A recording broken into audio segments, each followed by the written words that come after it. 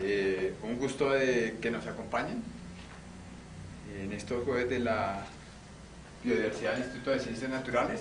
Algunos de la comunidad universitaria deben estar marchando, otros debemos estar tratando de escuchar algunos de los temas que Andrés nos va a presentar el día de hoy, pero creo que cualquiera de las dos situaciones nos ponen también en la defensa de la educación pública, pero también en la necesidad de que un país invierta en sus instituciones científicas. Y el caso de hoy toca directamente o tangencialmente, como lo quiera ver uno, esta situación. Andrés Felipe es biólogo egresado de la Universidad Nacional, hizo su maestría en la Universidad Federal de Río de Janeiro y actualmente es estudiante de doctorado en biología de la misma universidad. Amablemente nos aceptó la invitación a ser conferencista con la charla Llamas que amenazan la aracnología latinoamericana, incendios en el Museo Nacional. Bienvenido a la casa. Aquí siempre estamos para colaborarle a algunas más locales en ciertas oficinas del profe, pero como siempre está en tu casa. Gracias por aceptar la invitación. Bueno, buenas tardes a todos. Es un placer estar de nuevo aquí. Ya hace un tiempo presenté una charla sobre un grupo que trabajo yo, que son opiliones, y ahora vamos a hablar de un tema un poquito más triste. Bueno, lo primero es, yo estoy presentando esto en nombre del laboratorio de arácnidos del Museo Nacional. Muchos más participamos haciendo esto, pues, digamos que yo estoy encabezando, y esta charla también va a ser presentada en el Congreso de Zoología. Esa foto que ustedes están viendo ahí fue el día del incendio del museo. Esto fue lo que algunas personas lograron salvar, una parte que no se había quemado. Y este es el logo del Museo Nacional. El Museo Nacional este año cumplió 200 años de existencia, y así mismo pues se fue, ¿no?, físicamente. Entonces les voy a hablar así por encima. El título está relacionado con aracnología porque es lo que nosotros trabajamos. No tenemos un consolidado con el resto de colecciones o cómo está el estado de lo demás, pero pues más o menos les comentaré lo que yo sé de los otros grupos. Entonces lo primero es hablar un poquito de la ubicación. Este es el mapa de América del Sur. Allá donde está el puntico azul es la bahía de Guanabara, que es donde se encuentra la ciudad de Río de Janeiro, que es donde está el Museo Nacional. Es importante decir que tengo que mezclar bastante historia de Brasil, un poco, no conozco mucho, pero ¿por qué es importante el museo? Porque el museo era la casa a donde llegaron los exiliados, la familia real portuguesa, ¿no? Y Río de Janeiro fue la capital de Brasil hasta el año 1960, entonces era la capital donde se movía todo, donde está la arquitectura clásica y todo eso. Entonces, si hacemos un zoom en esa parte, ustedes ven aquí que dice Quinta de Boavista. Quinta de Boavista es más o menos como el Parque Simón Bolívar de acá, y en ese parque, en una parte alta, está localizado el Museo Nacional. Ustedes ven que el mar está ahí al lado. Entonces, ustedes ven el Maracaná, al ladito del Maracaná, y ven el parque. Se llama Quinta de Boavista porque desde ahí, cuando no había edificios, se veía el mar. Entonces se veían los barcos llegando. Era un punto estratégico. Ustedes ven allá donde está señalado el cuadradito, parquecitos, laguitos y el Maracaná muy cerquita. Es una región con bastante movimiento en Río de Janeiro. Si hacemos un zoom más, entonces este es el museo. Ustedes ven el jardín al frente, una parte arborizada. Todo esto es la Quinta de Boavista, ustedes ven. Y acá hay otra cosa que después vamos a hablar de ella, que se llama el Orto Botánico. Ese lugar hace parte, y ahí también están colecciones que no se quemaron, que eran las colecciones de vertebrados, mamíferos, aves, peces, botánica, la biblioteca y un auditorio quedan en ese lugar. Entonces eso se salvó porque no está en el palacio. Primero voy a hablar rápidamente del Museo Nacional. ¿Por qué es importante el Museo Nacional? Porque es el más grande de América Latina, cumplió 200 años, uno de los más antiguos, y es el quinto museo de historia natural más grande del mundo. Si ustedes ven así unas fotos más o menos de lo que hay, de lo que había. Hace poco se había inaugurado esta sala con insectos, con estas mariposas colgando. Ustedes ven allá la exposición egipcia. cuando estaba don Pedro II y don Pedro I, Joao VI, que era el abuelo, Pedro I, que era el hijo de él, y Pedro II, que era el emperador, el último que estuvo. Ellos, por ser emperadores, intercambiaban material y les llegaba material de otros emperadores. Entonces, lo que ustedes ven allá es la exposición egipcia más grande que había en América Latina, que se llama también momias reales, antiquísimas. Eso solo un poquito, ¿no? Había muchas cosas. Que yo creo que ha sido como uno de los... de las cosas más... Uno no puede decir que duele más que se haya perdido, ¿no? Pero que es el Maxacalisaurus, duró desarmado más o menos unos 5 años porque las termitas se habían comido la base. Entonces, más o menos unos 3 meses antes de que se quemara el museo en septiembre, se había hecho un crowdfunding donde se compilaron más o menos unos 50 millones de pesos para poder hacer la base y reabrir. Entonces esto había sido inaugurado en julio, estaba recién inaugurado. Y fue muy chévere, eso fue muy interesante porque el nuevo director que está en el museo, que es paleontólogo, pues le ha metido mucho a estas cosas. Y personas, estudiantes de colegios, personas de todo lo que ustedes se puedan imaginar, hicieron donaciones, se pueden hacer donaciones desde 10.000 pesos.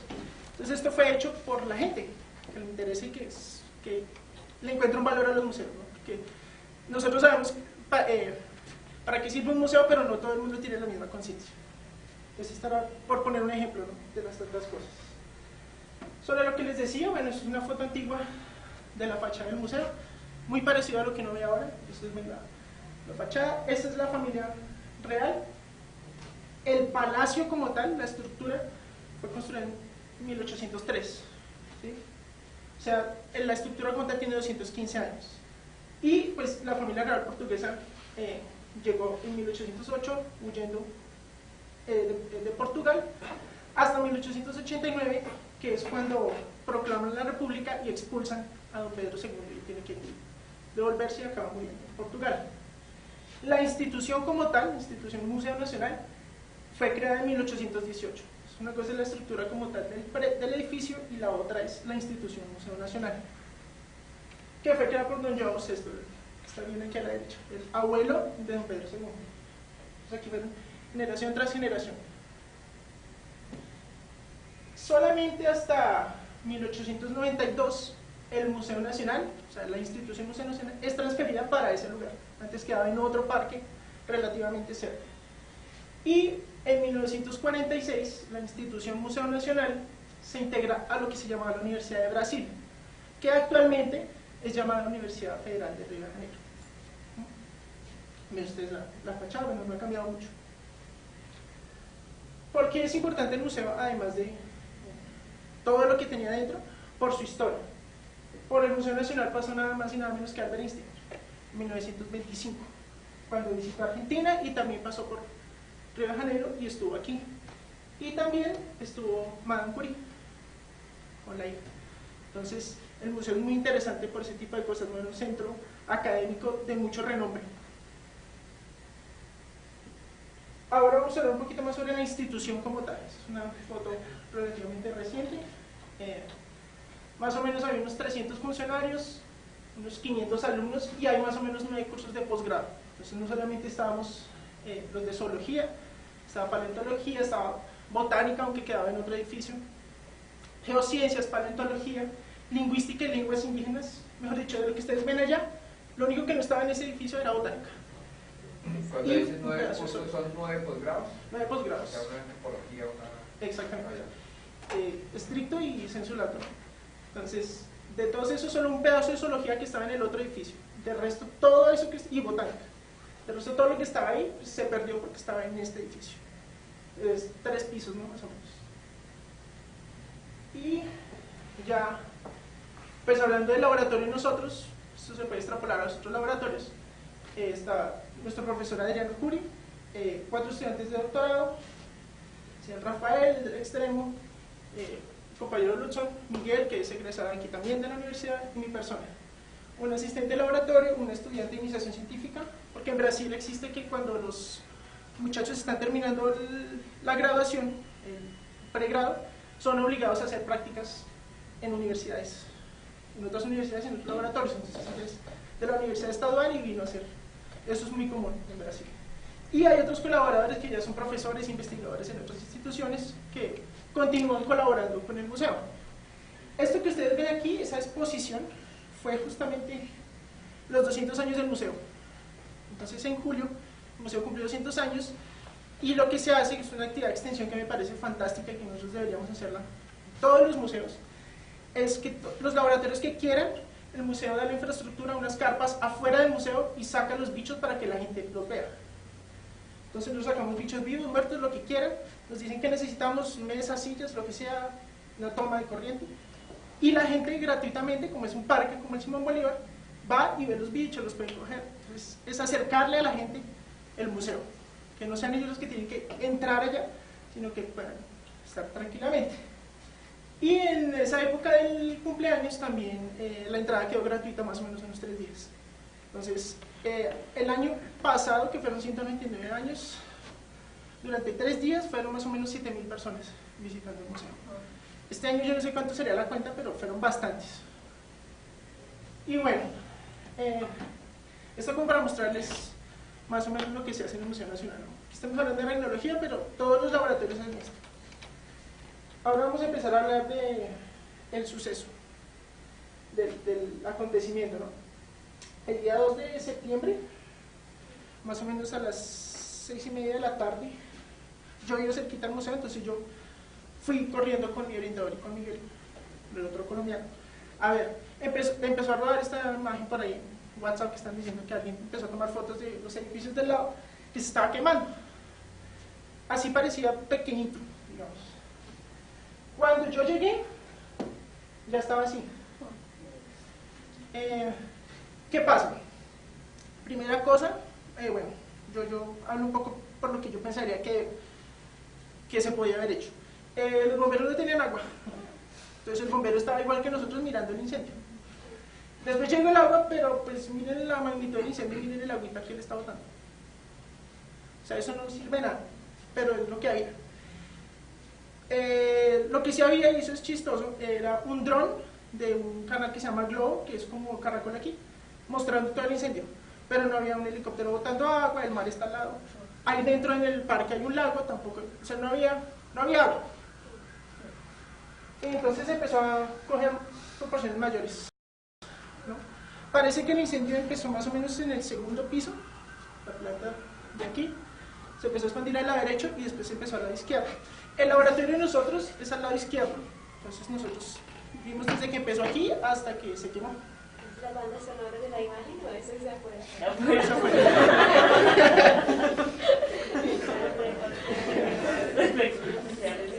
Yo creo que está bastante oscuro. 4D.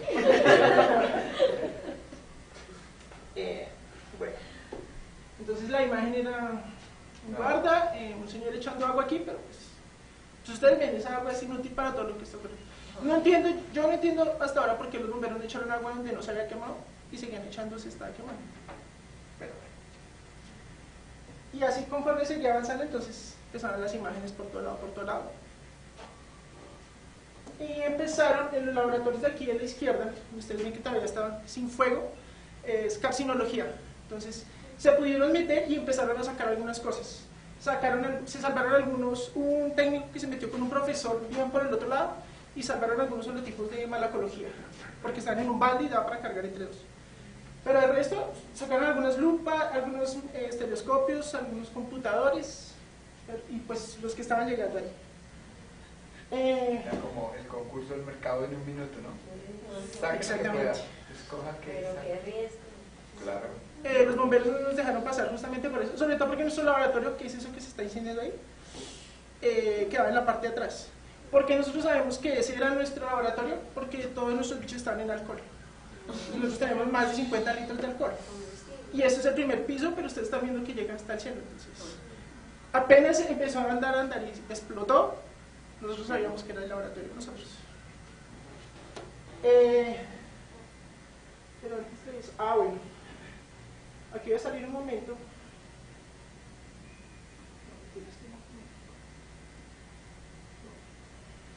Al día siguiente, esas son fotos mías al día siguiente, pues eso es lo que quedaba, el esqueleto. Pero, bueno, nosotros de ahí... ¿se apagó solo? No, de hecho ahí todavía había focos, ya se podía ver sin fuego, pero los bomberos estuvieron por lo menos un día y medio más. El problema del museo es que era todo en piso de madera, entonces todo lo que era madera se quemó, o sea, prácticamente todo. Ahí está el director del museo dando entrevistas. La colección de carcinología, la nosotros queda atrás de esto, ustedes ven los muebles ya derretidos hacia acá. Esta es la entrada principal del museo.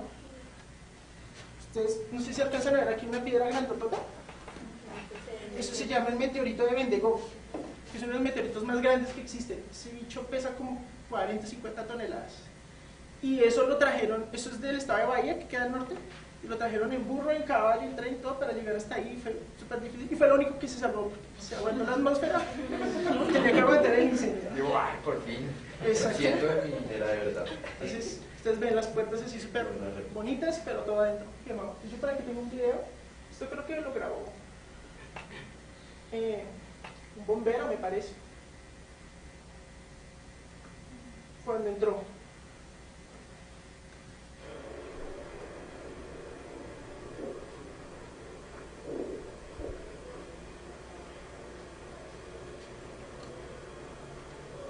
Ustedes lo van a ver, lo único que queda en pie son meteoritos. Ese es el meteorito de Bendigo. ¿Eso queda en toda la entrada del museo? Esa era la recepción. Hacia el fondo queda un auditorio. Y hay un cráneo de tiranosaurio rex grandísimo.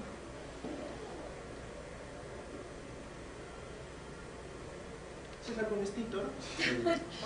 Sí, ironía. Otro meteorito.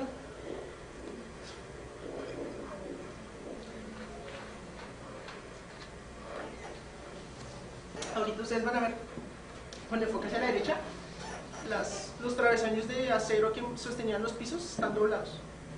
Y sí, la temperatura tuvo que ser muy fuerte porque yo estaba, yo creo que a unos 80-100 metros de la entrada y yo sentía el calor fuertísimo. Entonces la temperatura fue muy, muy elevada.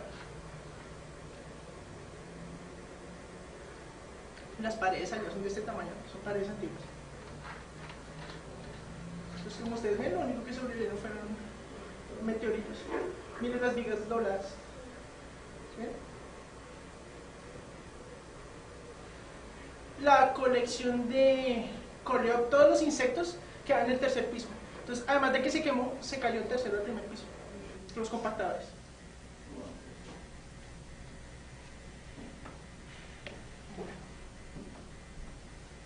Entonces, esa era la entrada con el meteorito. Aquí ven ustedes las vigas. Allá arriba era entomología y aquí abajo están los compactadores doblados de los insectos. Esos metales retorcidos son compactadores. Por fuera, miren ustedes, allá arriba no hay techo, no hay nada, todos los compactadores caídos, todo totalmente quemado. Esta era nuestra colección. Bueno, ustedes ven, nosotros guardamos, eran baldes plásticos de 5 litros, 5.5 litros. Nosotros metemos viales de los bichos entre viales de vidrio tapados con un algodón y sumergidos entre alcohol. Y todo eso tenía bichos así. Entonces, esto es así y así era la colección. Estos son los baldes. Entonces, estos son los bichos metidos con algodoncitos, del piso hasta el techo. Estamos hablando de la segunda colección más grande del mundo de opiliones, ¿no? Que es el grupo que yo trabajo. Entonces, eso quedó así. Ustedes ven que había una divisoria y pues se ve a la calle, porque se quemó todo. Ese es el mueble de tipos. Los holotipos están guardados en frascos separados como de mayonesa. Y pues no sobró nada. El mueble por fuera estaba casi intacto, pero cuando se abrió estaba todo achicharrado por dentro. Ese era el laboratorio. Ustedes ven ahí los mesones, un armario ya empotrado en la pared. Y pues quedó así. Solo se solvó lo que era cemento y se cayó todo, ¿no? Más fotos del laboratorio. Increíblemente se salvaron 2 pocillos donde tomábamos café. Esas son las cosas de porcelana, se salvaron. Se salvó una plaquita con pozos donde no secan los genitales. Son placas caras porque son de vidrio templado o de porcelana. Nosotros ya supimos que se salvaron. Eso es, miren, todo derretido, que es plástico y el vidrio derretido. Y los bichos quedaron así. Entonces, prácticamente era un horno. Entonces quedaron el vidrio el algodón quemado y los bichos carbonizados adentro, enteros pero carbonizados. Eso es un estereoscopio. Y estos son los bichos. Ahí se ven los opilones con sus partículas. Y se van a conservar. Algunos los estamos guardando porque probablemente eso sirva para después exposición, ¿no? Y de pronto algunos datos se pueden sacar, sobre todo del mueble de tipos. El museo quedó así. La entrada principal es aquí, donde están meteoritos por aquí. Nuestro laboratorio por allá, pero ustedes ven totalmente acá abajo. Y al otro día lo que había era eso, un esqueleto echando humo y el Maracaná muy bonito al fondo. Entonces ahí es donde empieza como la reflexión que queremos hacer. Primero, ¿qué se perdió?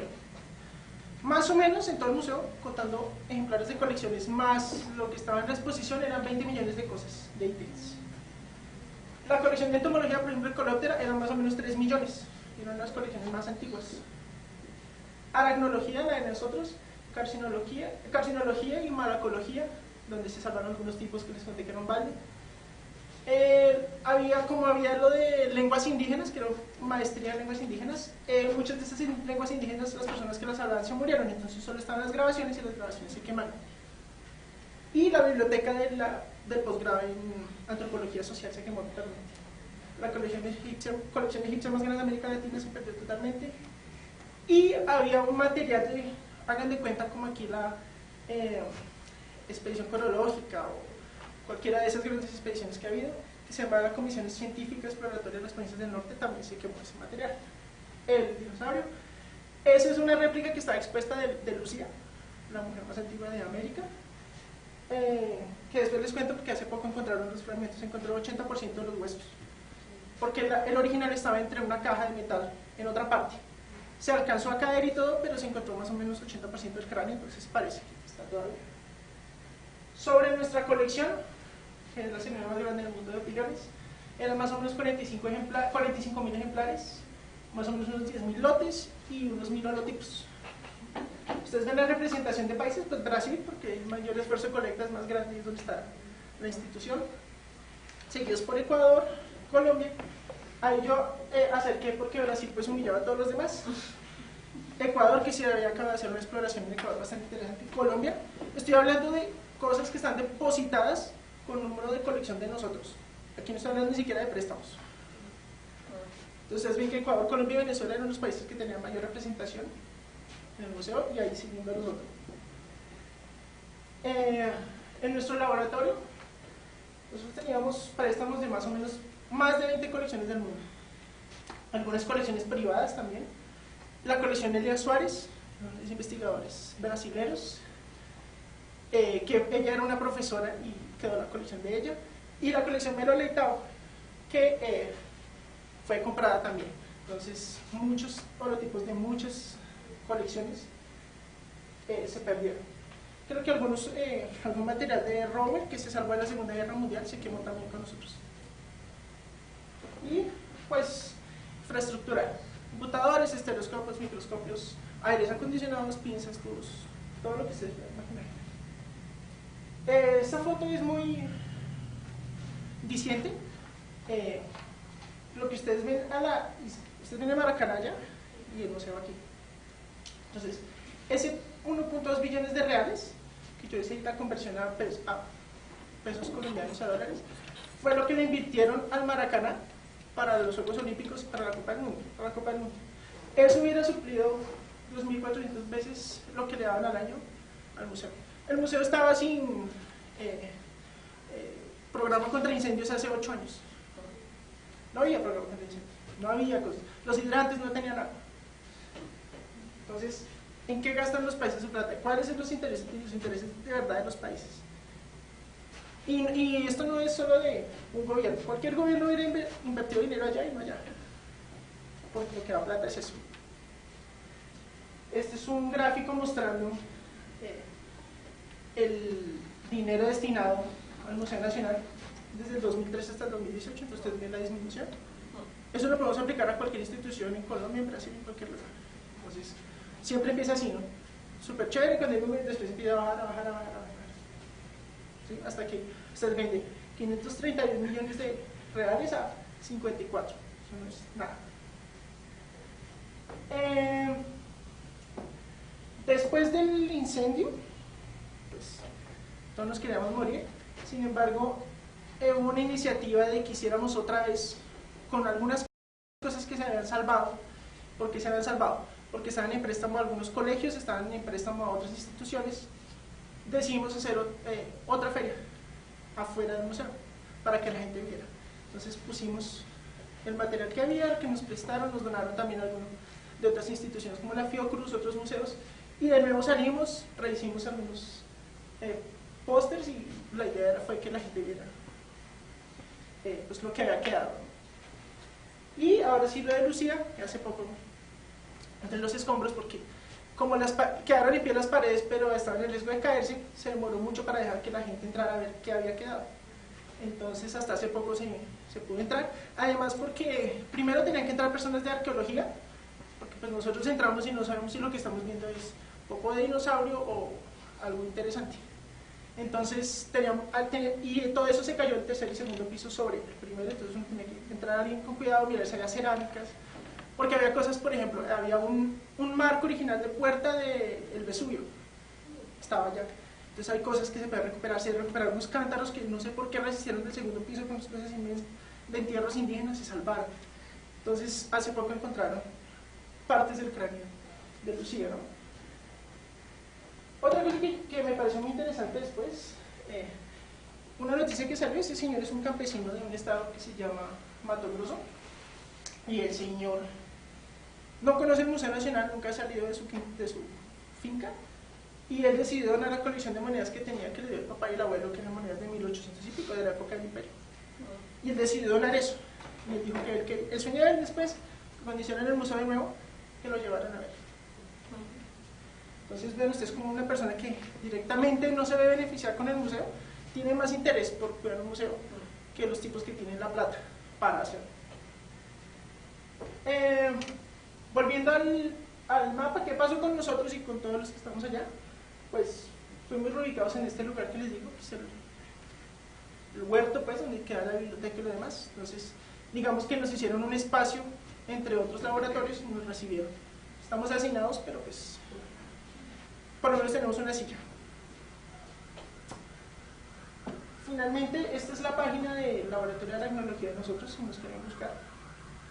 Nosotros ahí publicamos lo que se sigue haciendo en el laboratorio, cosas del museo, y después del siniestro se está usando mucho, si ustedes quieren, después les paso esto, esta marca que se llama Museo Nacional Vivo, ¿no? Bueno, básicamente eso. Los laboratorios siguen activos, digamos que el psicológico de todos todavía está bastante afectado, pero ya a medida que va pasando el tiempo pues va mejorando un poco, ¿no? Sin embargo, pues es bueno recordar, esto fue el 2 de septiembre, ya son 2 meses del incendio del museo.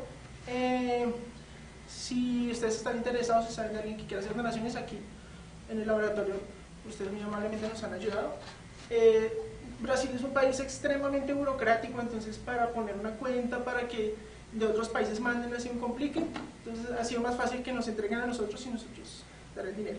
Además porque la gente generalmente da plata para el museo, entonces dan plata para el museo para poner un mueble, no sé qué, pero los demás laboratorios no tienen nada.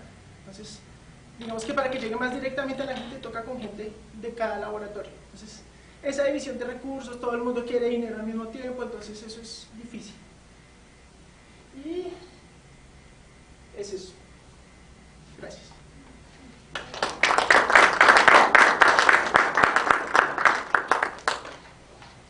Muchas gracias, Andrés. No sé si hay comentarios. Gracias por la presentación y bueno, sabemos que en este momento está ocurriendo algo histórico también en Brasil, el cambio de gobierno. Antes de que hubiese este cambio, creo que el gobierno anterior había asignado una plata para la reconstrucción. Si sabes cuánto es, si se va a construir un nuevo edificio, si va a ser en el mismo sitio. ¿Qué nos puedes contar, más dicho, al respecto? Bueno, primero, una cosa que yo no mencioné y que es importante decirlo, digamos que el incendio del museo de cierta forma fue una crónica de una muerte anunciada. Hay notas de periódicos de la época de don Pedro II, 1880-90, diciendo que si un día hubiera un incendio en un museo, se iba a prender todo porque todo era de madera y no había más incendios. Y hay otra nota en 1970 diciendo que si se prende el museo, se va a quemar todo, hasta que se quemó. O sea, eso es, ya se sabía que eso iba a pasar y nadie hacía nada. Esa por un lado. Por otra, desde que yo entré allá en 2014, la idea era que como este era el palacio principal y era un museo, las colecciones que estaban ahí debían salir, justamente porque eran un riesgo, porque eran las de insectos son cajas de madera con icopor y papel, o sea, es paja para que se propagara un incendio, y nosotros con alcohol, carcinología con alcohol y formol, entonces, o sea, era una bomba de tiempo. Solo que estaban proponiendo en medio que mandar la colección no sé para dónde, y nosotros en otro lado. Entonces uno decía, pero entonces me toca coger bus para ir y coger una muestra que yo que necesito mirar. Entonces muchos profesores dijeron, no, eso no puede ir así, no sé qué. Hay un edificio que yo lo mostré aquí al lado, en un anexo, donde algunos profesores decidieron pasar las colecciones. Cementerados, Porífera,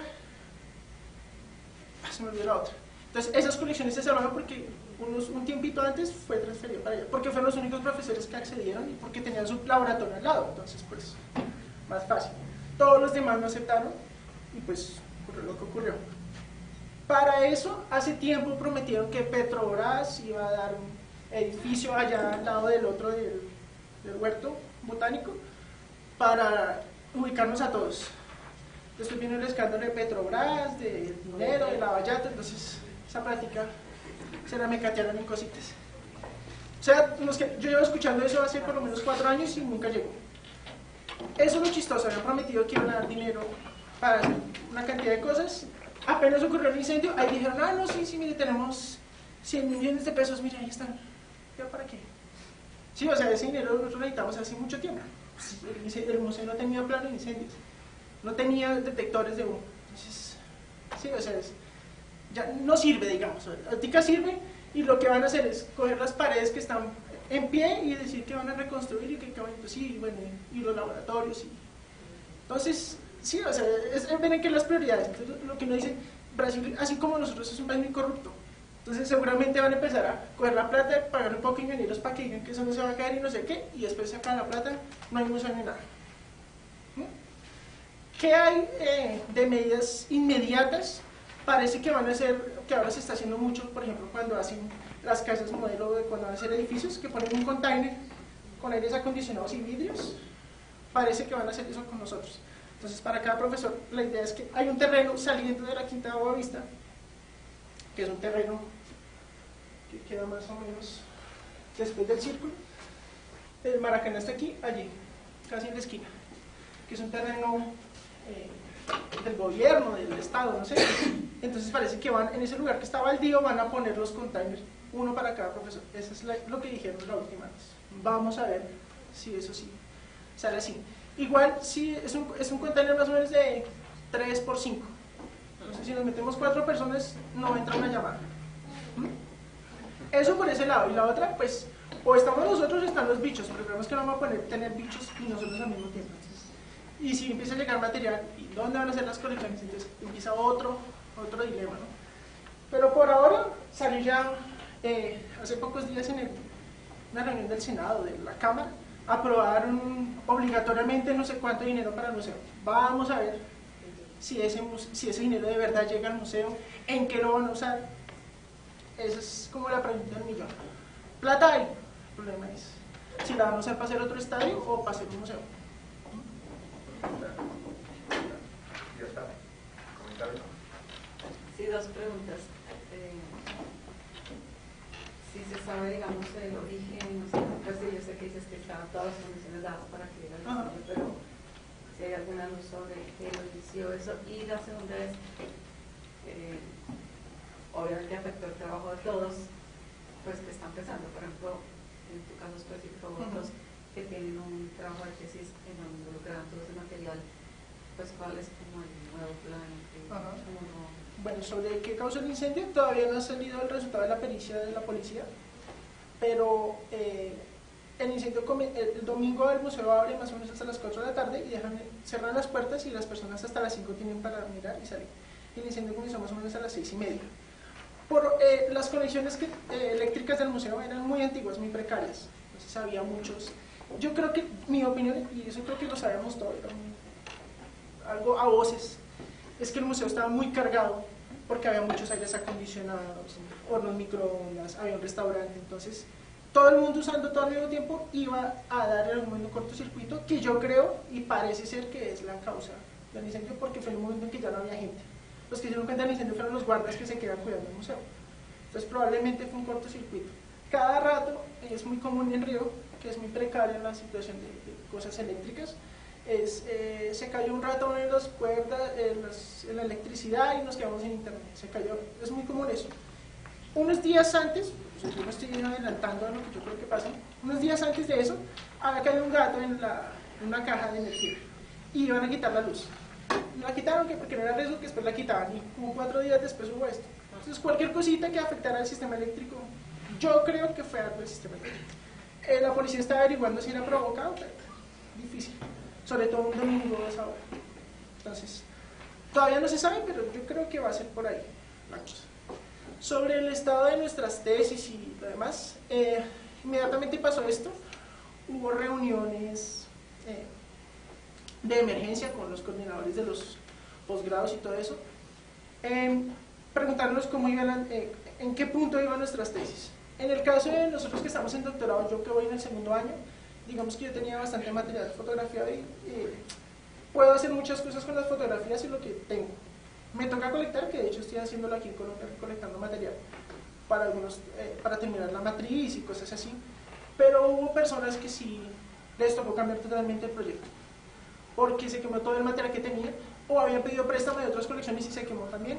Entonces, o tiene que ir a colectar de nuevo, o tiene que cambiar totalmente de tesis. Uno de los muchachos de nuestro laboratorio, Rafael, él llevaba 2 semanas de doctorado. Entonces, a él le tocó totalmente decir, bueno, ¿será que sí, será que no? Prácticamente le va a tocar visitar todas las colecciones, mirar si hay material y ahí sí proponer qué hacer. Entonces, eso varía. Había personas que iban, por ejemplo, les faltaba 6 meses para terminar la maestría, tenían muchos datos de ecología, pero no tenían fotos de los bichos, entonces se quedaron sin fotos y perdieron muchos datos, entonces no saben qué hacer.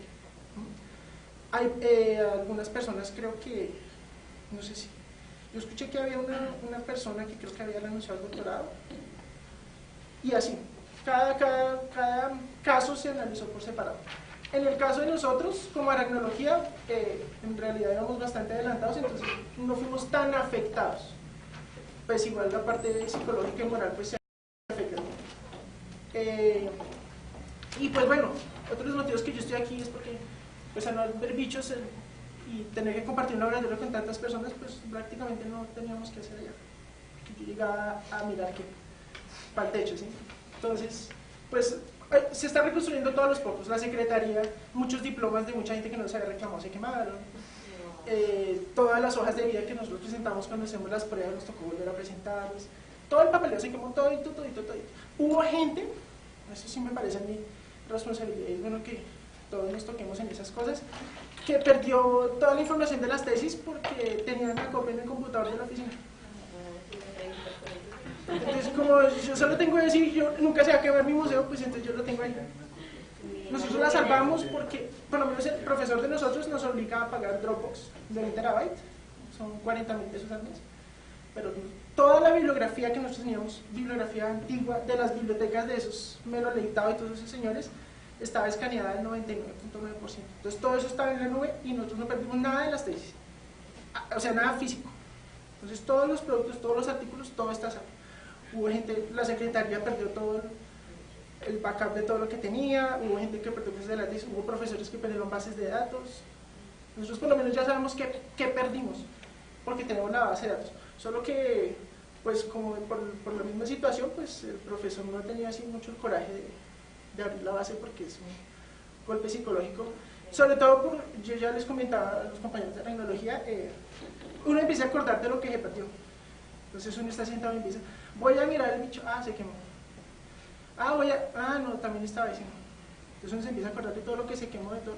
Entonces uno como que fue mucho tiempo sin ir al museo, fue mucho tiempo. Pero al mismo tiempo haciendo una cantidad de cosas, vendiendo camisetas, haciendo colectas. Entonces, ha empezado a llegar ayuda, hay gente que se ha ofrecido a donar bichos. Entonces, eso ha sido muy bueno porque mucha gente está empezando a mandar bichos del Amazonas, de otros lados. En el caso de nosotros también nos ofrecieron una colección de tarántulas de una profesora que se va a pensionar en Londres. El problema es cómo mandar las tarántulas de allá hasta acá y que en la aduana las cojan y llegan tráfico y vengan lo que mandan, porque eso ya pasó en Brasil. Una vez que mandaron unos holotipos de unos bichos y los de la aduana dijeron que eso era tráfico y quemaron los bichos. Entonces, otro de los grandes problemas en el caso de Brasil es la burocracia. La burocracia es terrible. Y sobre lo del gobierno que llegó, es otro tema medio complicado. Entonces, exactamente. Muchas gracias por la presentación y uno no sabe si decir sentido pésame porque es casi... Es un familiar, sí. Entonces, dos preguntas. ¿Cuánto tiempo lloraste? Profe. Y la otra, ¿qué nos dirías para el Instituto de Ciencias después de este proceso? Sobre la primera pregunta, bueno, usted me comentó que sí quería hacer la pregunta. Listo, no sé qué. Ya voy a meter lo del campesino y esas cosas que me acordé. Chile haciendo eso. De ver al señor cuando habló, de verlo a él llorando porque se acabó un museo que él no conocía. Entonces yo decía, sí señor que no conoce, que nunca ha salido de su rancho, llora por un museo, y hay gente que dice, como el político este que ahora es va a ser el presidente, cuando le preguntó por el museo dijo, pues es que ya se quemó, ya que quieren que yo haga. Entonces cuando uno piensa en eso, que uno dice, hay gente y hay gente, ¿no? Entonces la verdad es así. El otro día que nos mandaron esas fotos de los esteros por el grupo de WhatsApp, me tocó silenciar el grupo y bueno, es una vaina que le queda a uno. Y los primeros días todos soñábamos que estábamos salvando los bichos. Entonces, dormíamos 3 horas, nos levantamos, se quemó tal. Entonces todavía sigue el proceso, ¿no? Bueno, la universidad, eso sí debo rescatarlo, la universidad ofreció apoyo psicológico para todo el mundo, gratis. Entonces eso por lo menos a mucha gente le ayudó. Hubo mucha gente que tuvo que volver a sus lugares de origen y estarse un mes y volver para calmarse un poco. Sobre qué digo yo para el instituto, todos sabemos los problemas que tiene el instituto desde que yo estudiaba acá, y la universidad como tal, pues lo estamos viviendo más que nunca, ¿no? Y eso se evidencia no solo en la parte educativa, que seguimos siendo una universidad excelente. Nosotros sabemos que puede ser mucho mejor, que tenemos gente para trabajar, pero nos hace falta es dinero. Y no es porque no haya dinero, es que el dinero está. Y eso es lo que todos sabemos que nos da rabia. Así como acá, es que el dinero está. ¿Cómo hay un dinero para hacer un estadio de cuántos millones de reales y no hay dinero para ponerle una alarma de incendios a un museo? Y es lo mismo que pasa acá. Todos lo sabemos, todos vemos los edificios agrietados. Todos vemos que cuando hay un torrencial aquí, todos los profesores sacando agua del museo, porque yo he estado ahí, yo lo he visto. ¿Sí? Entonces, lo primero es que yo creo que lo que se está haciendo ahorita y las marchas que están ocurriendo ahorita son justas y tienen que ocurrir. Hacia la gente le rabia que les bloqueen las calles, pues es que ¿cómo más? ¿Cómo más uno muestra lo que hace? Una cosa que a mí me parece que es muy válida es lo que nosotros hicimos allá, de mostrarle a la gente lo que no hace acá. Porque si uno le dice, no, pues vayan y visiten el museo, la gente no va. Pero yo sé que si uno hiciera un camión, un bus, y llevar eso a un lugar, a la Plaza Bolívar, un lugar, le aseguro que la gente por lo menos dice, vea, en eso se gastan los impuestos de nosotros. Que esta gente haga investigación, pero no para que ellos publiquen obras muy bonitas y pues chévere para la hoja de vida de ellos, pero ¿para qué hace uno eso? Entonces pues yo digo, mire, porque esto tiene potencial para tal cosa, porque hay tantas especies, porque son plagas, porque cuando la gente ve en qué se están usando los impuestos de ellos, porque la gente lo piensa monetariamente. Yo quiero dar plata a esos estudiantes ahí que protestan. No, es que no es solo darle plata, es porque nosotros también producimos conocimiento. Entonces cuando la gente ve en qué se usa el dinero, la gente entiende más y aprecia más lo que tiene. Es lo que yo creo. ¿Sí? Entonces empiezan a ver, por ejemplo, una cosa muy bonita que yo vi en esa última que hicimos afuera del museo. Una niña como de unos 5 añitos, la gente de paleontología hace una cosa como en yeso para hacer moldes de amonitas y que la gente se los lleve. Y la niña, después de que hizo el molde, dijo que quería donar esa pieza para el museo nuevo. Una niña de 4 años, 5 años, ¿sí? Entonces uno dice, sí se puede. O sea, la gente, Además que otra cosa del museo, que eso a mí también me parece importante, son los costos para que la gente conozca el lugar. Y eso fue una cosa que hubo discusión, porque el nuevo director llegó y dijo, vamos a dejar un domingo por mes el museo gratis. Y la mitad de nosotros, ay, pero ¿cómo así? No sé qué, ¿por qué no?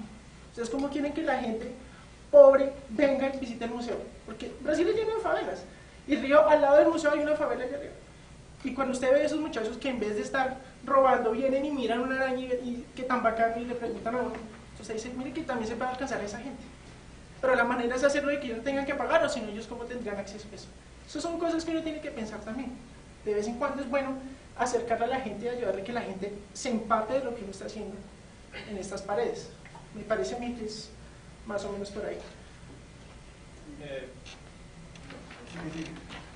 Pues hacer como un anuncio más o menos para todos, pues quisiera que hubiéramos más personas acá representativos de otros grupos, pero no sé si han escuchado de lo que se va a hacer, que se está organizando, que se llama el Open Day. ¿Han escuchado eso? ¿Todos? Sí. Entonces sería pues para hacer la invitación, porque es muy similar a lo que organizaban en el museo allá, que sacaban las mesas y que la gente podía pasar y ver qué es lo que hacen, y esa es la idea de lo que se está pensando hacer allá por la séptima.